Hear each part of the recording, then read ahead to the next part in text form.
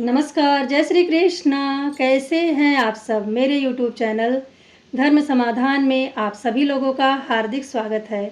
सबसे पहले आप सभी श्रद्धालु भक्तजनों को, मेरी माताओं को, मेरी बहनों को कामदा एकादशी, कामिका एकादशी, सावन के कृष्ण पक्ष में आने वाली कामदा एकादशी की बहुत बहुत हार्दिक बधाइयाँ एवं शुभकामनाएँ। भगवान भोलेनाथ की कृपा से, भगवान श्री हरि विष्णु की कृपा से आपके जीवन में सदैव सुख समृद्धि बनी रहे। आप जहाँ कहीं भी रहें, सुखी रहें, संपन्न रहें, प्रतिपल उन्नति को, प्रगति को करते भी रहें। कामदा एकादशी साल 2025 में 20 जुलाई को व्रत रखें या 21 जुलाई को। पारण का शुभ मुहूर्त क्या रहेगा, किस वस्तु का दान करना है और क्या खा के हमें व्रत का पारण करना है। सावन माह के कृष्ण पक्ष में आने वाली एकादशी को कामिका एकादशी, कामदा एकादशी के नाम से जाना जाता है। इसमें भगवान श्री हरि विष्णु की विशेष पूजा अर्चना करने का विधान है। सावन की एकादशी 20 को रहेगी या 21 को रहेगी। पूजा की शुभ तिथियां क्या है, पारण का शुभ समय क्या है, तो सबसे पहले आप यही जान लीजिए। एकादशी तिथि का जो आरंभ है वह 20 जुलाई को दोपहर 12:12 पे हो रहा है और यह 21 जुलाई को सुबह 9:38 पे समाप्त होगी। तो एकादशी सदैव सूर्योदय व्यापिनी ही रखा जाता है, जो हरिवासर होता है। तो शुद्ध द्वादशी युक्त एकादशी आप 21 जुलाई 2025 दिन सोमवार को ही रखेंगे, ठीक ना। कामिका एकादशी के दिन आपको एक आसन लेना है। आप आसन पे काला तिल डाल करके भगवान विष्णु को और भगवान शिव को विराजमान कीजिएगा। शंख जरूर आप विराजमान करेंगे, उसकी भी विधिवत पूजा उपासना कर लीजिएगा। भगवान श्री हरि विष्णु के भोग में तुलसी पत्र अनिवार्य होता है। इस दिन आपको मंजरी समर्पित करनी चाहिए। मंजरी समर्पित करने से स्वर्ण दान के समान पुण्य फल की प्राप्ति होती है। भगवान श्री हरि के सम्मुख आपको एक लोटा जल रखना है और उसमें तुलसी पत्र जरूर डालिएगा। बिना तुलसी पत्र के या कुछ भी स्वीकार नहीं करते हैं, इसका ध्यान रखिएगा। आप हल्दी की गांठ भी रखें, क्योंकि इस दिन इसका उपाय बहुत ही लाभकारी होता है। आप धन संपत्ति की प्राप्ति के लिए इसको जरूर रख सकते हैं।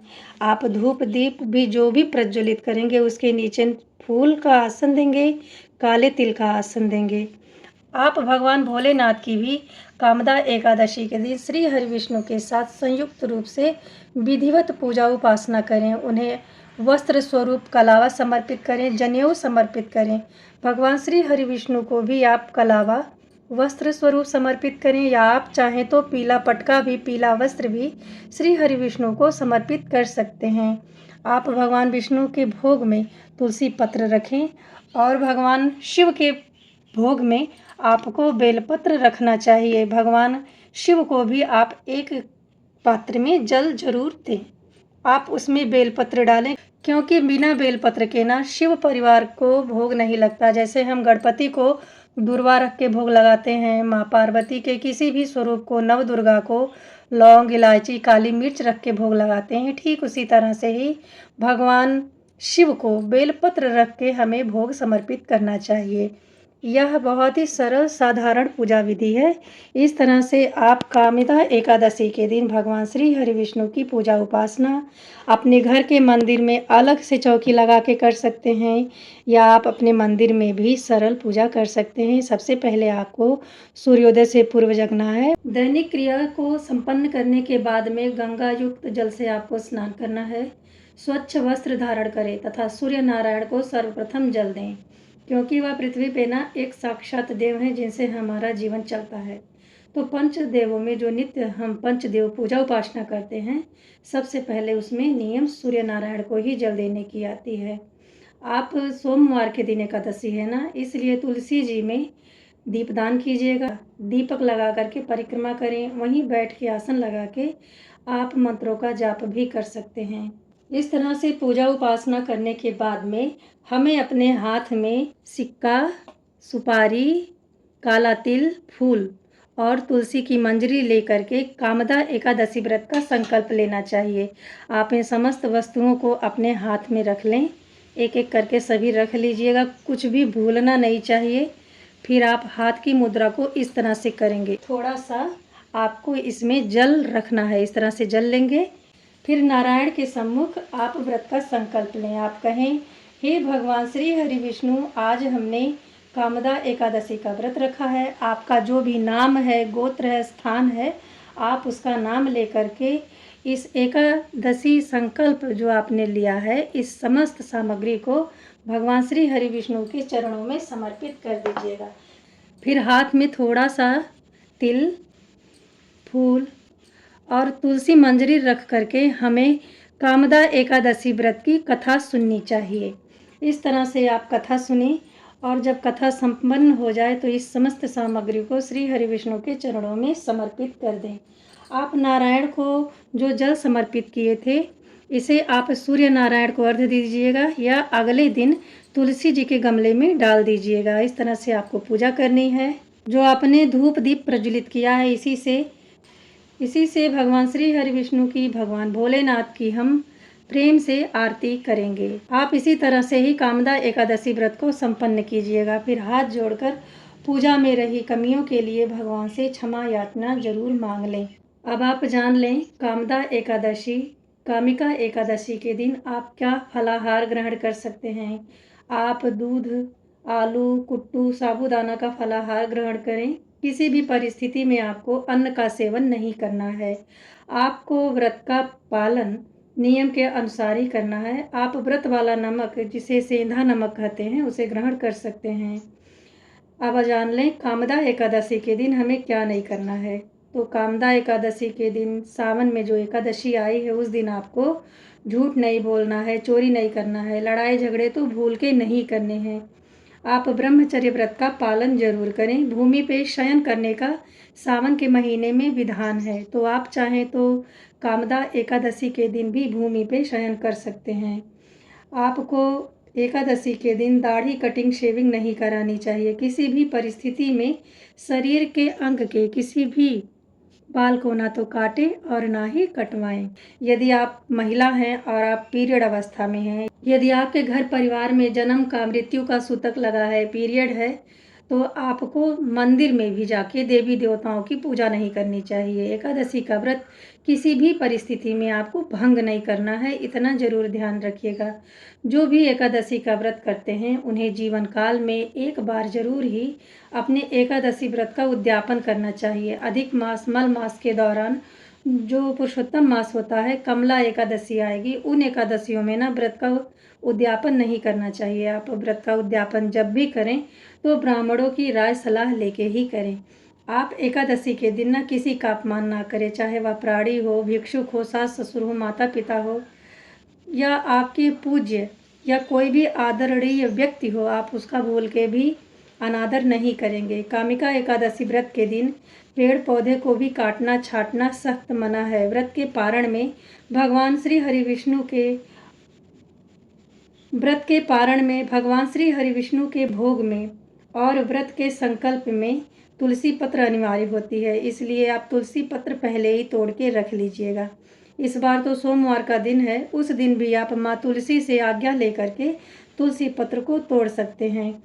एकादशी के व्रत में रात्रि जागरण का विधान है। भगवान का विशेष रूप से आप पूजन करें, अर्चन करें। इस तरह से चौकी लगा के आप सुबह शाम पूजा करें, फलाहार करें। यदि आप शारीरिक रूप से अस्वस्थ हैं, किसी बीमारी ने घेर रखा है, तो आप 3 बार भी फलाहार करके व्रत को पूर्ण कर सकते हैं। ध्यान रखें, एकादशी के व्रत में जब भी आप फलाहार करें तो सूर्यास्त होने के बाद ना करें, उससे पहले ही आपको फलाहार ग्रहण कर लेना चाहिए। एकादशी का व्रत सदैव सूर्योदय से लेकर के अगले दिन सूर्योदय तक रहना चाहिए। जब एकादशी समाप्त हो जाए तो पारण शुभ मुहूर्त में करें। आप ब्राह्मण भोजन करवा के या ब्राह्मणों को दाल, चावल, नमक सीधा दान करके भी भोजन ग्रहण कर सकते हैं। अब आप जान लें, कामदा एकादशी के दिन आपको क्या क्या उपाय कर सकते हैं।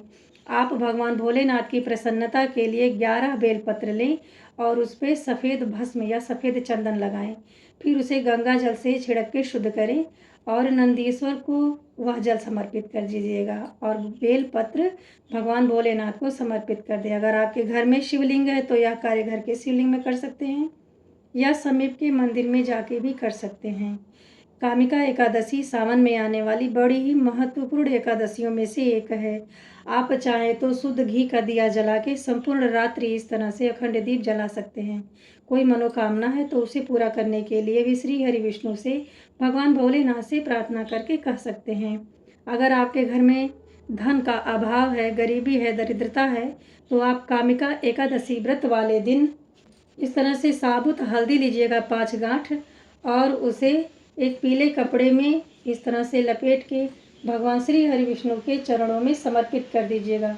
पूजा पाठ समाप्त हो जाए तो अगले दिन आप इस पोटली को एक सिक्का रख के अपने धन रखने वाले स्थान पे स्थापित कर दीजिएगा।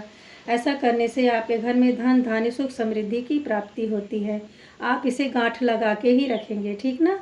आप चाहें तो चांदी का सिक्का भी रख सकते हैं। कामदा एकादशी व्रत रखने से ना वाजपेयी यज्ञ के पूरे के समान फल प्राप्त होता है। पितृदोष से मुक्ति मिलती है।